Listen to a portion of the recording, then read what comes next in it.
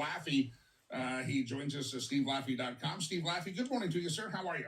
Jimmy, I wish I tuned in a little early. I was so busy, but that is a complete F on Colorado. Thank you for doing this, and I'm going to tune in tomorrow for more of that. But anyway, it's great to be back. I can't believe I was in just bad sections on Wednesdays, and I could tell you more about Europe. It's really maybe, I don't know, with the dollar getting so weak, and maybe it won't be my last trip. I have more kids going, but really it was a good trip. It looked like fun. I saw the photos, and Stephen Jr., who just turned 17, he's almost done with his master's degree already. And his master's isn't in sociology, folks. My son is the youngest graduate in the history of Colorado State University at 16. And by the time before he gets to be 18 at 17, he will receive his master's in advanced econometrics in mathematics at one of the top 20 programs. I didn't even know that was a thing. It's really economics and math, high math. And even though I took a lot of math and thought I get my PhD in economics, it's now beyond me what he's doing. The proofs I'm looking at, beyond me. Wow. Well, good for Stephen Jr. So does he know what he wants to do with all this? He's going to be young, and he's going to have a master's degree. Has he made a career choice? Well, I think we'll look at getting a PhD in either math at one of the top 10 schools or economics. Hopefully, University of Chicago, MIT. So math and economics, unfortunately, have come together because in the economic profession, all they do is put out basically things you can't read and don't make a lot of difference. It used to be that they put out things when Milton Friedman was around about, history and what happened in the Great Depression. Now it's just these mathematical formulas.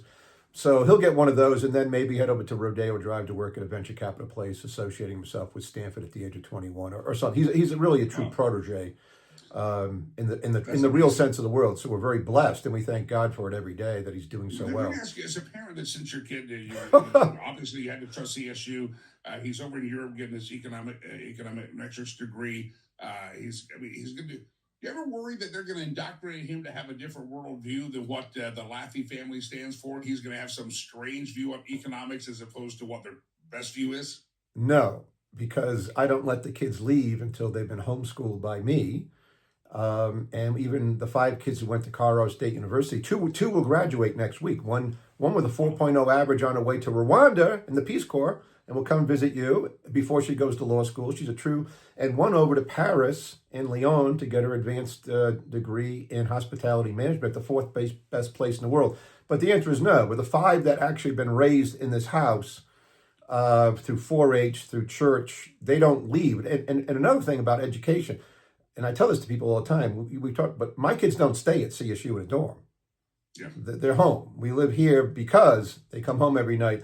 And as I always tell people, college is the new high school, and not everybody should go to college. A whole other discussion we could have, but no, I don't really worry about it, and I wouldn't have let him go if I was. But at 17, I tell you, it was really dramatic for me to be playing ping pong and pool in a dorm of all graduate students and watch people who are 23, 24, 25 on average, walking by, high-fiving Stephen, saying hello to me, and they're from Moldova, they're from Bulgaria, they're from Romania, and they're all appropriate. They're all working, and they all know he doesn't drink and doesn't smoke, and he goes to church, and they all respect it so far. So I've been just highly impressed with Tilburg in the Netherlands and the way they do things. One quick fact so people know about how you just can't go to the Netherlands. Think of other countries and what they do with immigration and so forth. That's not a great choice for Europe. But when it comes to education, if you go to send your kid to the school in the Netherlands, Jimmy, not only do you send the full tuition payment before they go, you send them 14,000 euros extra just to prove you have enough money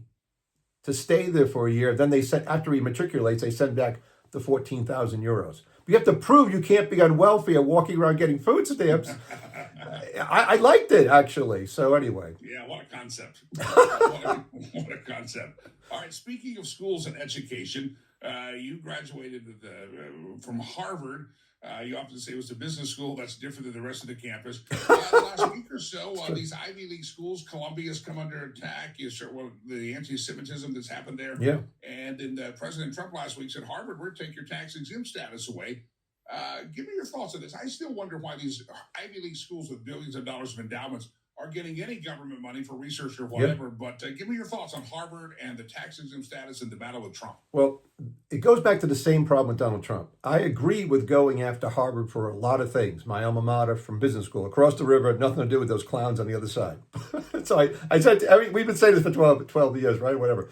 But I will say this, and I say this every time about President Trump. This is a good thing to go after, but he goes at it in a lazy way.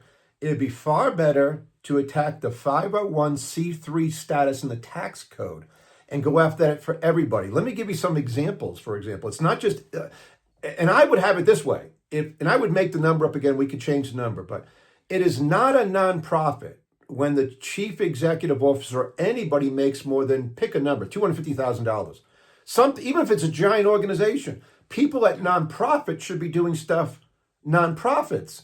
All of these nonprofits, not all of them, there are many great ones like the one you run, but many of them are just very, very profitable. Do you want me to give you some examples? All right. So this tweaks me so much because I'm sitting here, we're milking 2 pennies together and trying to turn it into a dime of our nonprofit, and then I see these nonprofits that people just pour billions of dollars into, and you're like, you do realize that a lot of it's not going to the ground floor; it's going to those executive salaries. Yeah. So look at Christus Health. These are health companies. The CEO makes $16 million. Nonprofit. Star One Credit Union, nonprofit, $12 million for the CEO, Mr. Hellebrand. New York Presbyterian Hospital, nonprofit, $12 million for the CEO. The head of the PGA, now to get away from hospitals, makes $16 million. So these are things that if you want to be a nonprofit, you go to the tax code, Mr. President.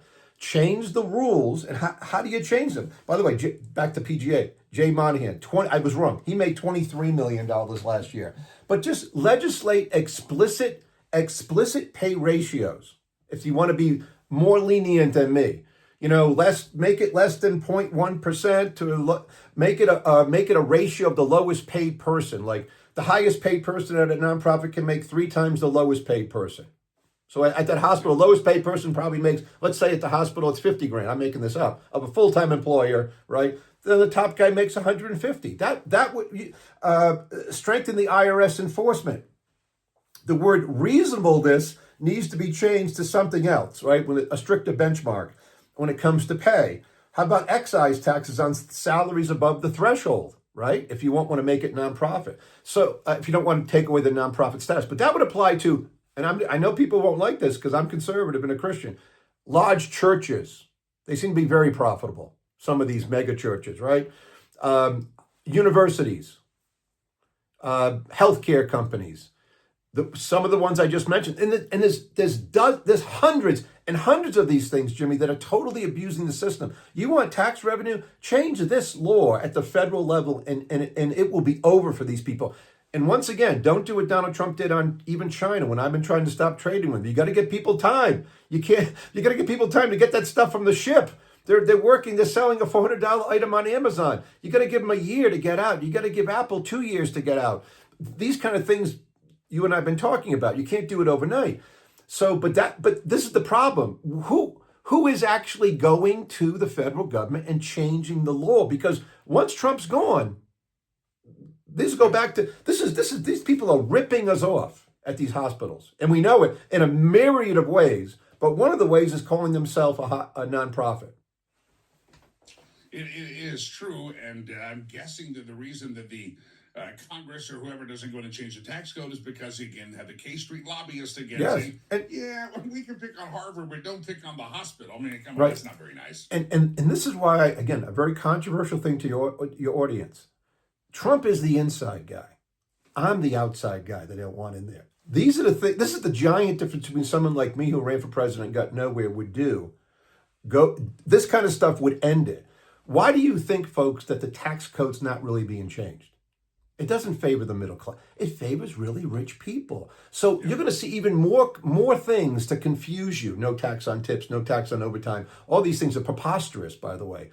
But you're going to see things like that rather than a fair tax, a flat tax, or what I've always espoused since I met Herman Cain, his 999 plan, which is half a fair tax, half a flat tax. Now it has to be, of course, 12, 12, 12. But going after the real problem. This is the real problem. It is Harvard. They suck. They are anti-Semites, right? Don't get me wrong, but the problem is bigger, and it'd be easy. We could change 3 lines in the 501c3 tax code, Yeah. and we would be like this, Jimmy, and you would still be a nonprofit, I dare say. That's still be not problem. You know what the CEO of Rivers Promise makes? Zero. Yeah, God bless you. $0. Right. That's why I do this show, and that's why I do other things, because I don't make any money off the nonprofit. All right, let's switch gears. There's an announcement that President that they're going to meet with China over the weekend to talk about a meeting with China. So I guess there's progress there. But you sent me a headline. I found this interesting because whether you think the tariffs are a negotiation thing or the tariffs are good or bad, all that said, this headline kind of bothered me. As U.S. turns its back on free trade, other countries double down. Explain that to me. Has U.S. turned its back on free trade? I don't think we've ever had free trade, have we? We're trying to get more fair trade. Explain that. Help me reconcile the difference between free trade, fair trade, and where we're going now. Well, where we're going now with China, if it stays the way it is what we call autarky, which is an economic term that is, think of North Korea. They don't trade with anybody, basically, and they eat grass. So that 150% tariffs on each side means that it's too high for people to send anything. Yeah. We're obviously not going to do that very long. Something's going to happen. Free trade, do we ever really have total free trade, even with a North American Free Trade Alliance or the one called USMCA, which is, I call it NAFTA too, so people understand it, that Trump redid in 2019. It isn't total free trade. It isn't like every single thing, because every country has a problem. In Quebec, in Canada, they have a problem with the people who produce milk, cow farmers. So again, Trump and his people have lied about what that is. I won't bother you with it today. And we have a problem with soybean producers who are very strong politically, and corn growers who still put ethanol in our cars. Woo! Who thought that up, right? But that's political. So we do the best we can. The bigger point is what I talked about a month ago or 2 months ago with you all. And that is what we call the elasticity of supply. How people are going to look Donald Trump in the eye from other countries, whether it's the new leader of Canada, who he helped elect, and we would have preferred a conservative, but who will say yes, yes, yes. And then the England guy will come over, Mr. Carney, and say, yes, and why don't you meet with the king? And he'll say, great, I love that guy. I'm going to meet with the king. Meanwhile, the people who we've been trading with are saying, how do we get this aluminum in Canada to other countries and never send it to America to make some money? And what the UK and India just did, remember, India was a colony, right? So think about, there's still a great deal of hatred that goes back and forth between, if you're a former colony of the United Kingdom, of what happened over those long periods of time. So it's not going to be free trade, but the people in the UK, while smiling at the US and India smile at the US, are now taking the 5th biggest economy in the world and the 6th biggest economy in the world and putting together a free trade agreement, bypassing America. And so what does that mean? Not total free trade, right? Because, for example, Scotch whiskey and gin, tariffs will be reduced from 150% to 75% initially, and then to 40% by the 10th year, right? So how about things like textiles and apparel, which a lot of it's done in India, right? So tariffs will be eliminated, providing a boost to India's substantial garment industry. That's going to hurt somebody in the UK who's still making a garment. We get it. But on the flip side, there's going to be automobiles made by whoever they make them by, right, are going to be going back and forth. They're going down. So they didn't turn it into total unfettered free trade. But the real problem, if you see 3 more of these, what is happening, say it's India and Australia, this is really a way to bypass America. And here's the other part of the whole equation. The more you get to free trade without trading with countries who want to destroy you and build up their military and nuclear weapons to destroy you, which is China, the better you get stuff. Cheaper, faster, better. Plus, people get to concentrate on what they're better at. The ultimate example is somewhere across the equator, within 20% of the equator, they grow coffee. We don't. Yeah. So we can't really put tariffs on coffee leaving our country. We don't grow any. And if indeed all the people in the middle of the world at the equator want to grow coffee and bananas, they don't make semiconductors, which we can. So a better structural thing for Trump to have done, except that he's lazy, is to strategically gut with our allies, figure out some better free trade that brings more manufacturing of high-end carburetors that they make in a Porsche. Bring that back to America, because we have high-end workers, right? Don't worry about the T-shirts. Move them to Vietnam. I really, seriously, right? But instead, he's going after everybody. And by going after everybody, he's losing because of what's happening now with the UK and India smiling at America and doing a trade themselves, which is going to hurt America, hurt people in America.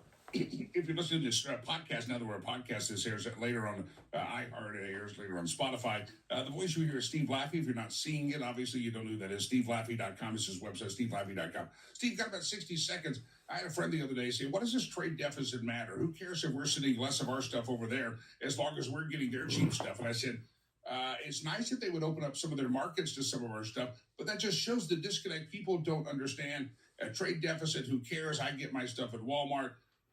We're really illiterate when it comes to all this stuff as an average person. To sum it up, a trade deficit with everybody around the world does lower our GDP. The reason America doesn't have to care that much about it, except with communist China, is that we have the world's reserve currency, so they want to take our dollars, right? So as long as that's true and we don't abuse the dollar, which we are, and the gig is over, it's another story for another day, then we benefit in many ways, and we shouldn't calculate every single trade deficit with every single country like Trump does. It makes no sense at all, in a sense. The laws of comparative advantage. But also, there are goods and there are services. He's focused on goods. Remember, we have massive trade surpluses with Microsoft and other countries. That's services, right? Yeah. So we got to go on more than 60 seconds, but by specific country, it's not that big of a deal. With China, it's a giant problem. And they, by the way, being an autocrat, being a dictatorship, they can outlast Trump. That's the problem. Steve, I appreciate we're going to dive into this. Yeah. Fascinating. Good talking. Karen popped in there. She says, Trump is lazy. The man never sleeps. Not talking about whether he sleeps or not. It's about whether he thinks through all these ideas and progress and puts them in a bigger package as opposed to just kind of. Yeah, he's not lazy. He gets up early. He works late. I'm not saying lazy. He's not sitting around smoking, cigarettes and having a quart of brew. He doesn't we share one thing. We've never had a drink in our life. But lazy about is getting this legislation passed to improve lives for people for 20 years, not him just saying, I'm changing my mind every day. Yeah. Steve Laffey. God bless. My friends, and welcome back to America. Glad to have you here, Steve Laffey. The lazy, not a literal word, it's figurative in the fact that there's a lot of folks that think we should have thought that through a little bit better. And, Anyway, I'll get off. But yes, that, if you didn't learn something, then you know everything.